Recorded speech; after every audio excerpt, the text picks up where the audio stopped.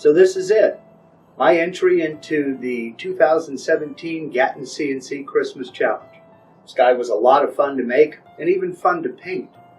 I learned a lot doing this project. I had never cut this 1/16 inch thick model grade plywood before.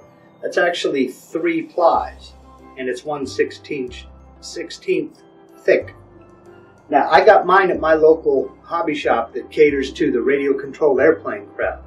Now, I put a link below in the description box where you can take a look here online and see what I got.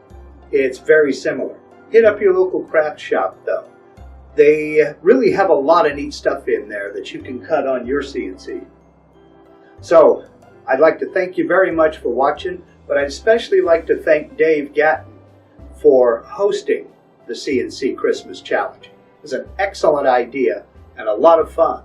If you're not involved in it, get involved. Get your entry in.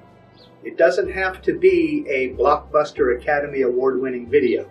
Just make a project and shoot it and post it up on YouTube. Send Dave a link. I'll put a link down below in the description box to Dave's page where you can find all the rules and enter your own Christmas project. So, again, I'd like to thank you very much for watching. Y'all take care and have a Merry Christmas. Let's go get some cookies.